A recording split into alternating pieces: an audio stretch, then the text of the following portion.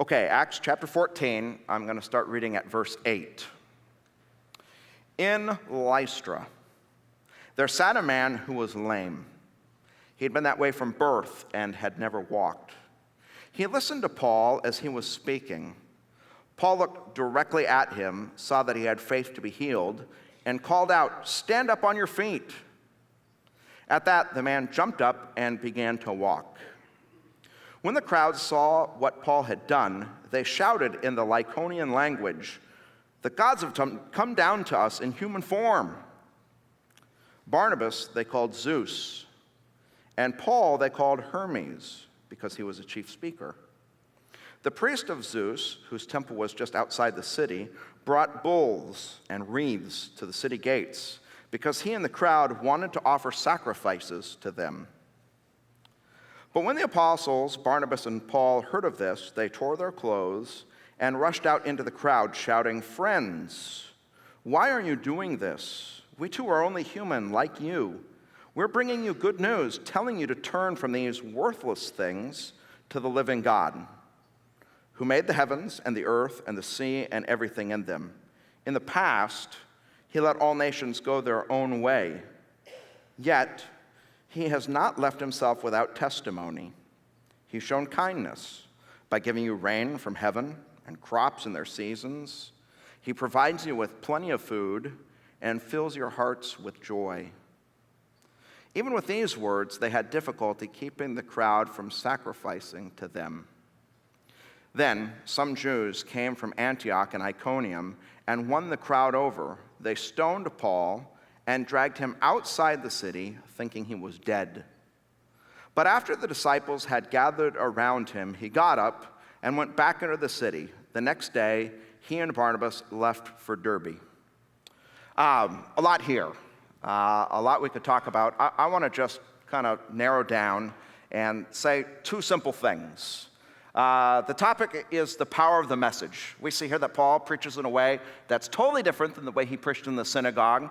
It's a way that's appealing. It's a way that makes a difference, in a way that provokes a reaction. It's a way that causes people to come to faith.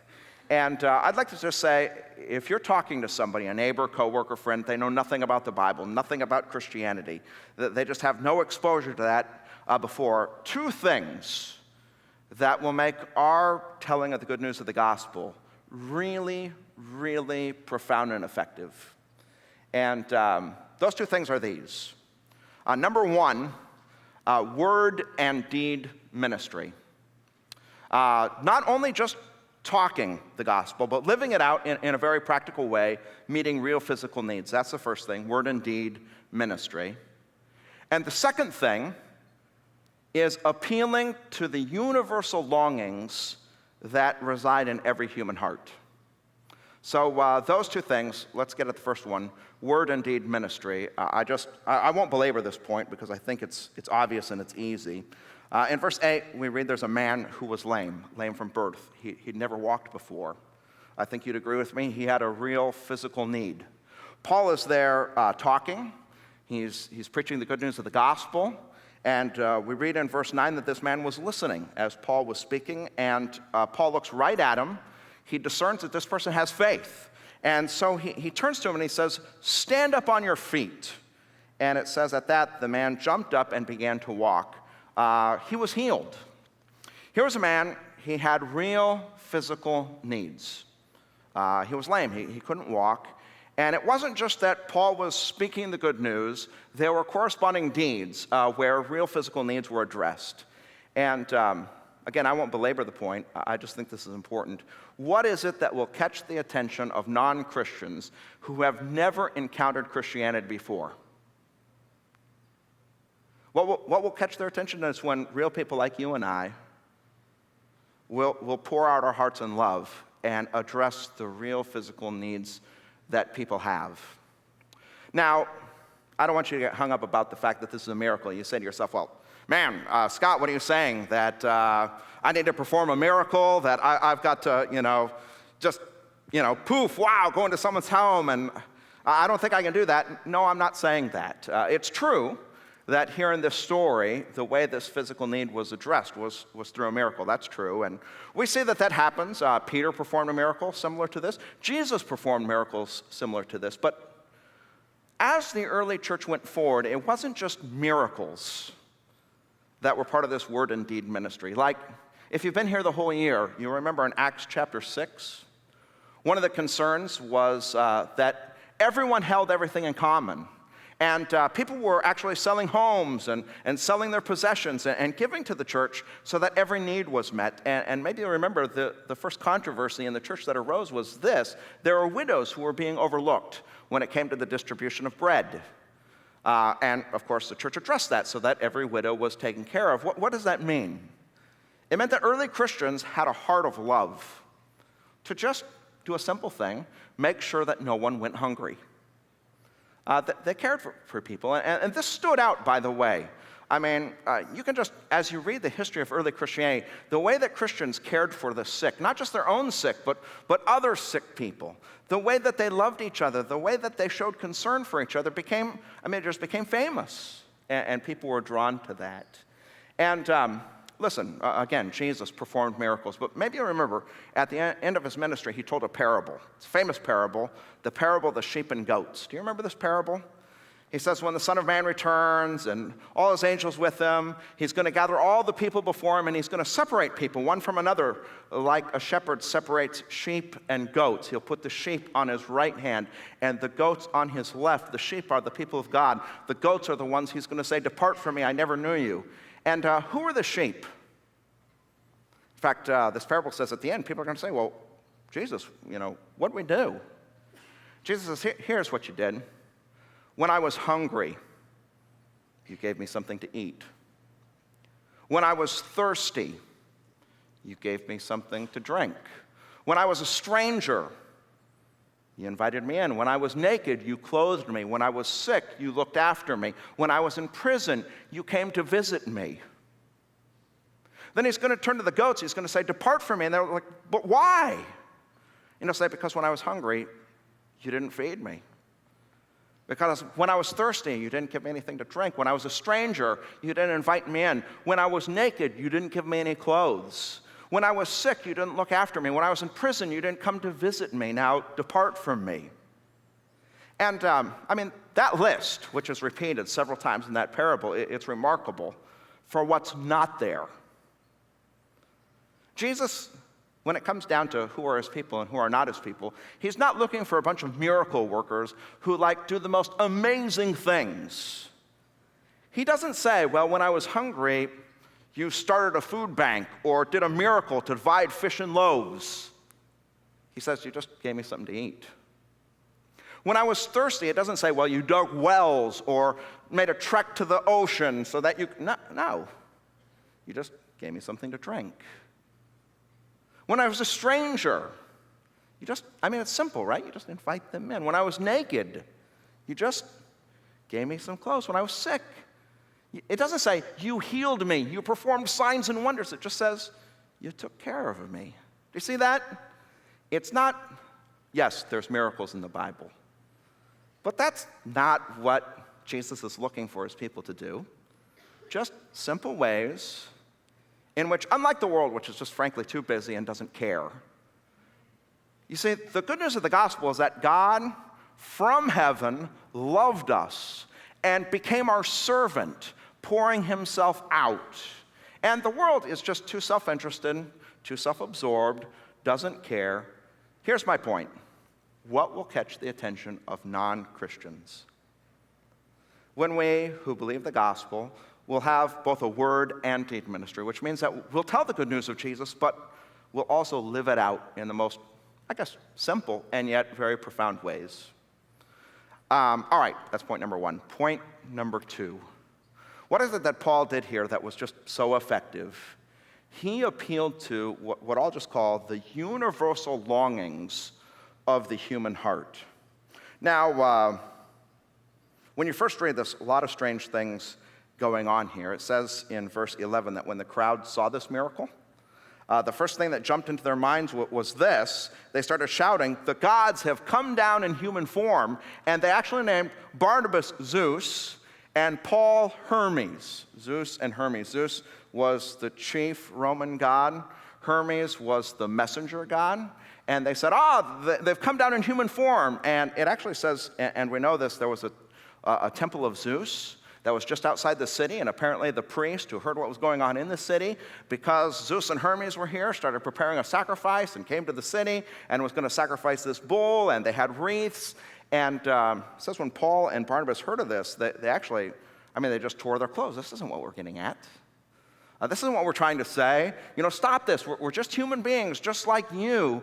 But they say this, and I want you to see it. It says in the middle of verse 15, we're bringing you good news.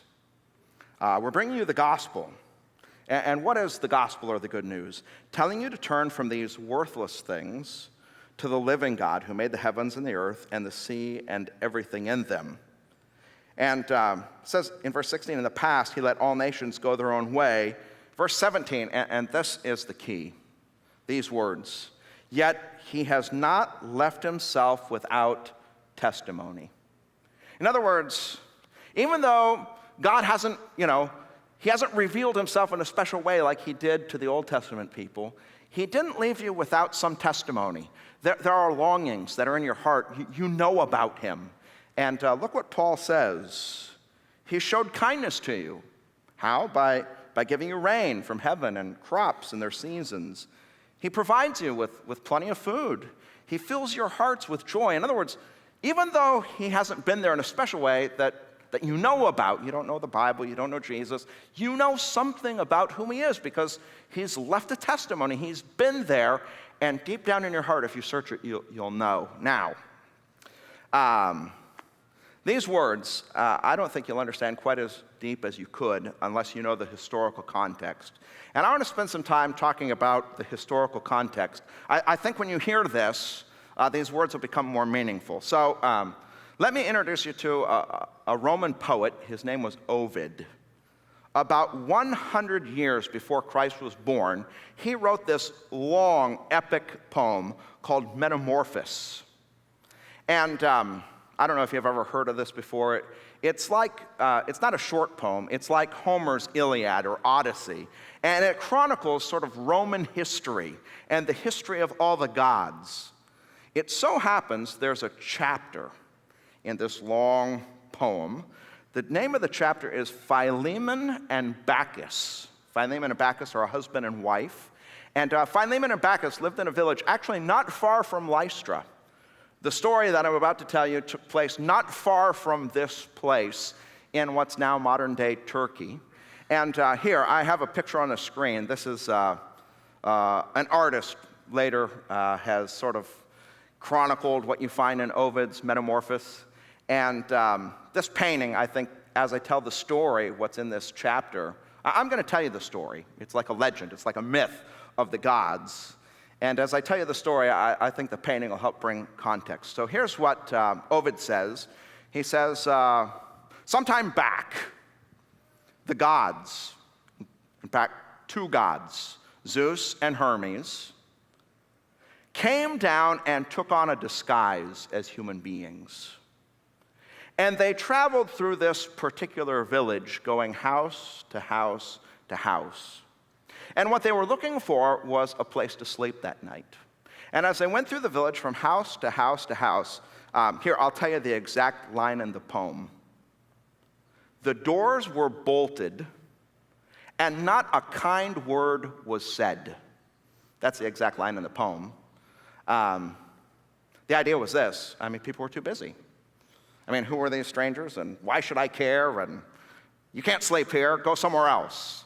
And actually, the poem says that he met, these two met hundreds, if not thousands of people, and went from home to home to home to home, until finally they came to, it was just the small cottage of a poor couple named Philemon and Bacchus. You remember those names? That's the couple. And when they got there, Philemon and Bacchus invited them in and said, yeah, you can stay here. As evening came, Bacchus started to serve a very small and meager meal, and along with it, she served wine. And actually, this is a famous part of the story because she had a pitcher of wine which she kept pouring into their cups, And as she poured wine, she noticed that no matter how many glasses of wine they had, the pitcher never ran out. And in fact, through human history, there's kind of a famous myth of Jupiter's pitcher. Jupiter and Zeus are just two names for the same god, because that pitcher never ran out of wine. And it was because that was happening, Bacchus finally realized these are no ordinary men. These are the gods come down to us. And when she whispered that to her husband Philemon, now this is actually a kind of funny part of the story. Apparently, back in those days, you know how some of us have guard dogs? Right, like we have a dog that guards our house, and when strangers come, they'll start barking or growl or make sure strangers don't come in. Apparently, back in the day, they didn't keep guard dogs, they kept guard geese, which I guess would be effective. Those of you who have ever been around a goose, I mean, if that goose starts honking at you and starts charging at you, you might not want to come in either. They're very noisy. But apparently, they had this guard goose. And Philemon, when he realized that these were the gods come down, he actually went outside to kind of grab at the goose. He was going to bring him in and slaughter the goose and feed that goose to his guests. But here's the funny part of the story, is that the goose got away from Philemon and jumped up into the lap of Zeus, where Zeus finally said, listen, you don't have to kill your guard goose for me. Here's what's going on, actually. We came down to this city to destroy it because this place is wicked. And here's what we want you to do. We're going to climb this nearby mountain to the very top. And when we do, you climb it with us and you'll be safe. And so the story says that Zeus and Hermes, along with Philemon and Bacchus, climbed to the very top of the mountain. When they got to the top, they looked back down, and the entire city had been flooded with waters, everyone destroyed except for their home. Their home was the one home that was saved, and before their eyes, it was transformed into a beautiful temple for the gods. Okay, that's the story. I mean, you can go read the poem yourself. You can find it online.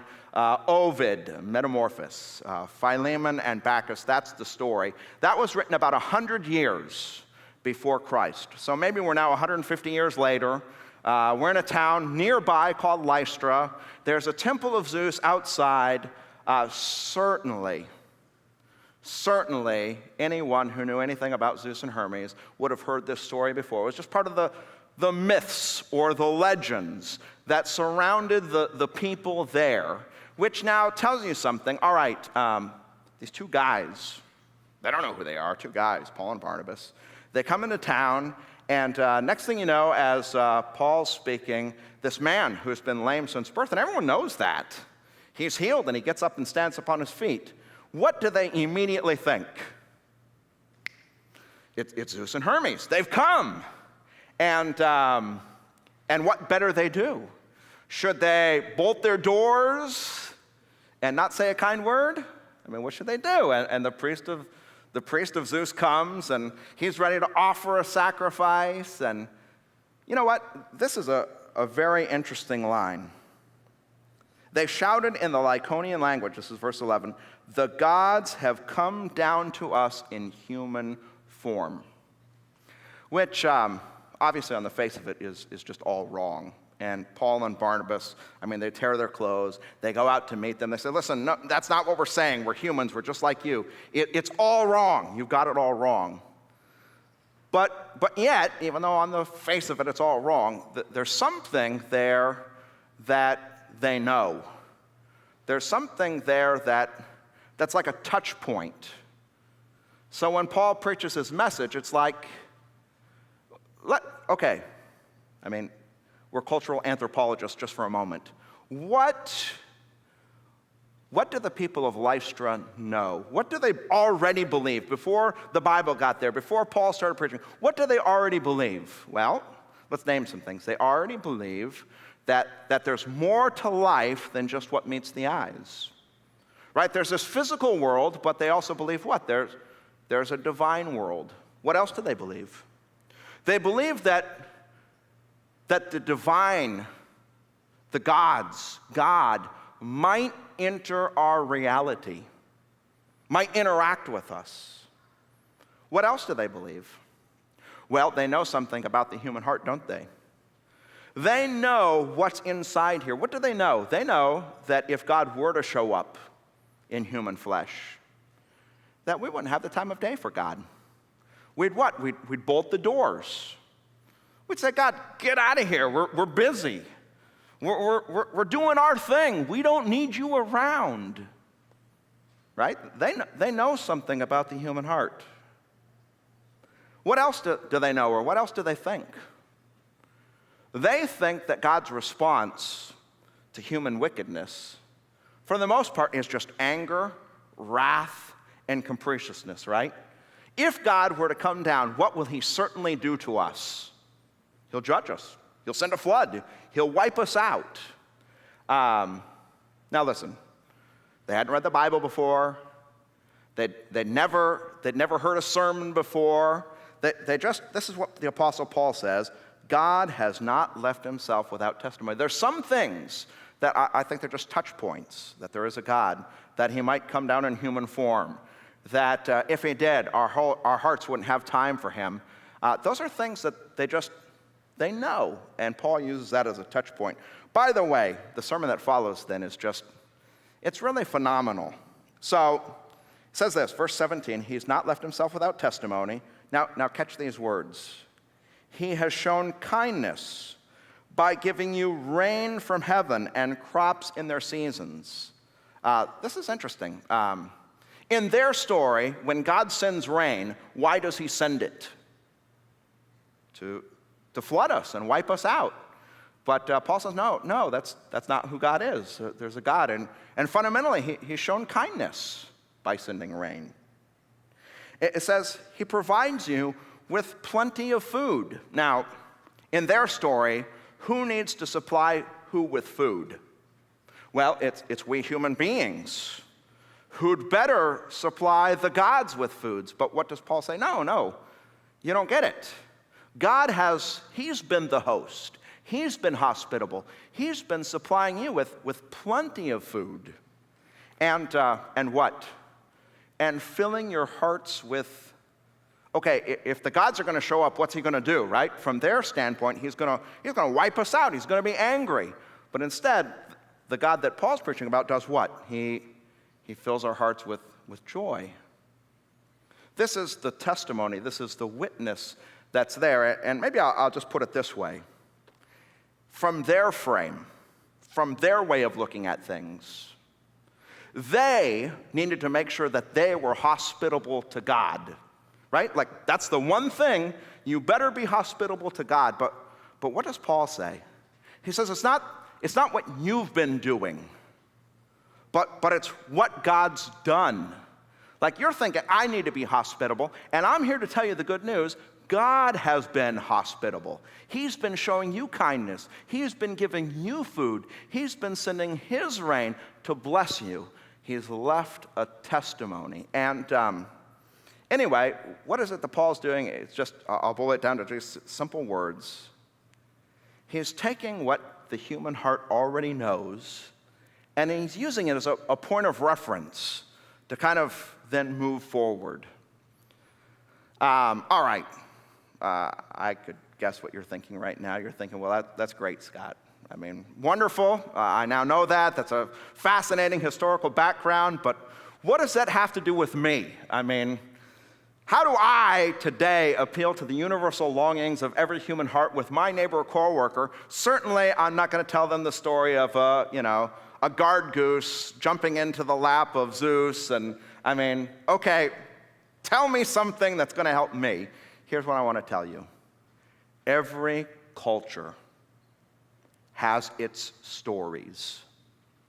Every culture has its way of speaking about what's in here for every person.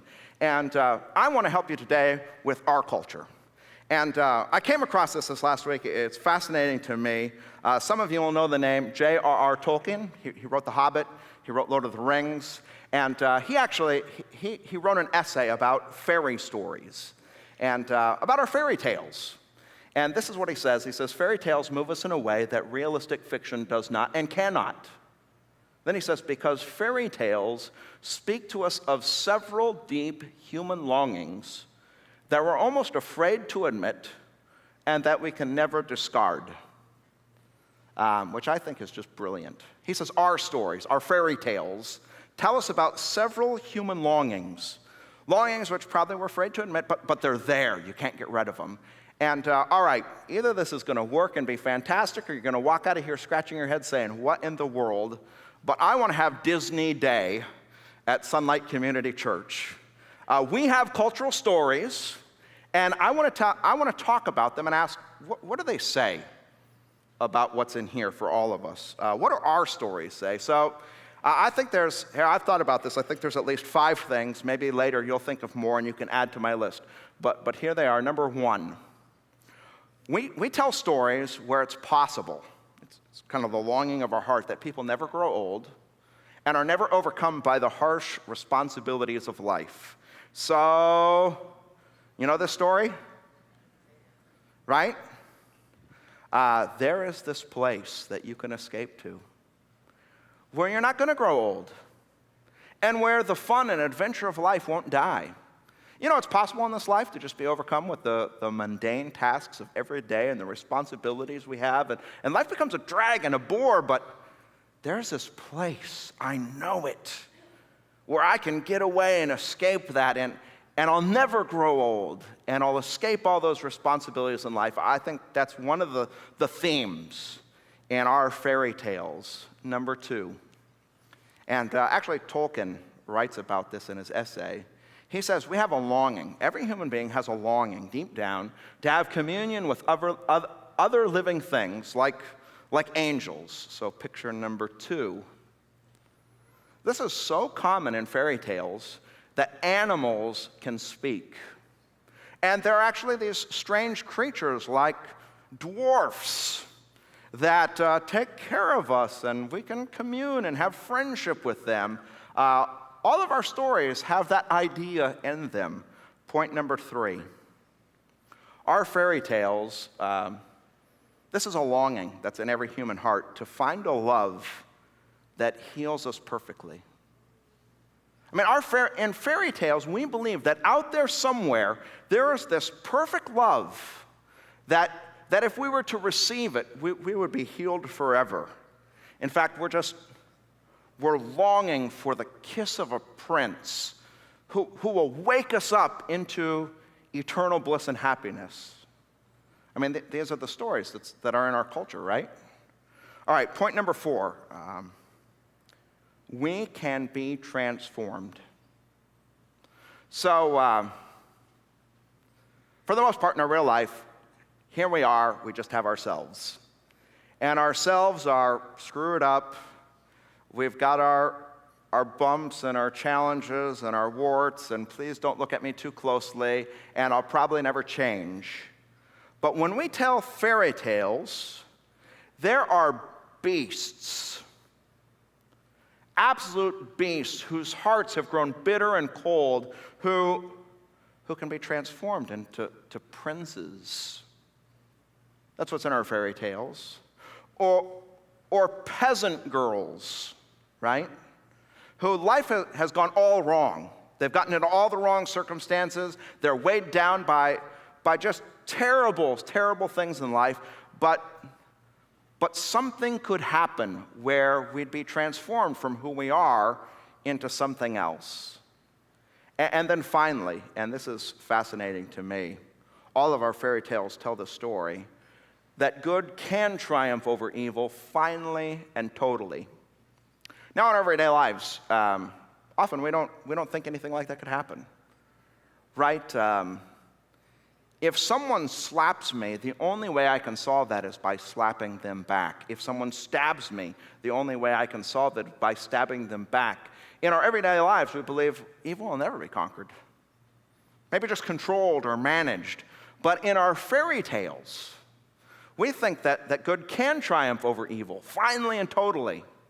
I mean, what an interesting picture of evil in our fairy tales, right? Holding out an apple. How about this story? You remember this? The wicked stepmother of Cinderella. I mean, who holds her down and keeps her under her thumb and makes her life miserable. And in our fairy tales, we believe that that can change. That I'll be released from evil and it'll be over. And, all right, you know this. How does every fairy tale end? Right? That's how every one of our stories ends. So here's all 5 points. We can never grow old. We don't have to be overcome by the harsh realities of life. We wish we could have communion with other beings like angels. We're longing for a love that heals us perfectly. We wish we could be transformed. Somehow, if only good could triumph over evil. But that's just fairy tales, right? Like that kind of stuff could never happen, right? And here's the point I want to make. God has not left himself without a testimony.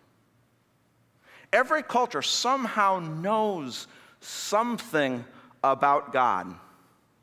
And, okay, so if all of us want this, and I think you'd agree, I think, even if you're cold, you say, well, that's just a fairy tale, that can happen in real life, don't you wish that it was real life? And here's a simple point I want to make. I'm about to tell you the good news of the gospel. If you understand what I'm saying, even if you don't agree or think that's impossible, the point is this: you'll wish it were true. If you understand what I'm saying, somewhere your heart will say, man, I wish that were true. Here's the good news of the gospel. The good news of the gospel is that God entered our human reality. And he came bringing a love, not just any kind of love, a love that can transform. The Prince of the universe came to kiss us awake. We were lost in sin. We were struggling with all our warts and insecurities and problems. And this Prince came into our reality not to master us, but to serve us. And he went so far even to lay down his own life. And as he laid down his own life, God took all our sin and put it on him. And he was punished in our place. So that what that cross represents is that evil has been totally overcome, that all the sins in the world have been triumphed over, and there's been a decisive blow once for all. And if you'll come to him, if you'll put your faith in him, if you'll surrender to him, then you'll come alive. Then you'll be changed. Then you'll be transformed. Then you'll have love without parting. You'll have life without end. That's the message of the gospel. And you can say, well, that can't be true. Can it?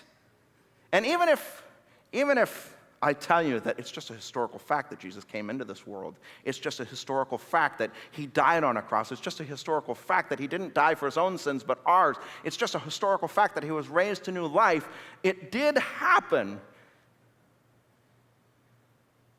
Even if you decide, well, I don't know, I just can't believe it, the bottom line is, this is what our heart longs for. And Paul says, I'm here to tell you the good news. And that's a simple message. God, even if people don't know about the Bible, even if they don't know about Christianity, even if they know nothing, there's a witness that's in their heart of God. That our hearts have this longing that Christ has come to meet. So, you have non-Christian friends, you have non-Christian neighbors. 2 points. Word and deed. Love them in an unusual and strange way. Serve them in ways that the world won't. Number 2, appeal to the longings that are right here in every heart. And I feel compelled just at the end to say this. If you walk through these doors today and you've never heard the message of the gospel before and you're just new to all this, if today somehow you heard God speaking, don't just leave and brush it off. if you believe you've heard God speaking, then I just invite you today to surrender yourself to him. After the service, I'll provide a time where people can come forward for prayer. I'd love to talk with you. But as we conclude today, I'd like to just offer a prayer for all of us here. This message is powerful, and we're all called to be heralds and proclaimers of it. May it be that this powerful message is now strengthened in each one of our hearts. Let's pray.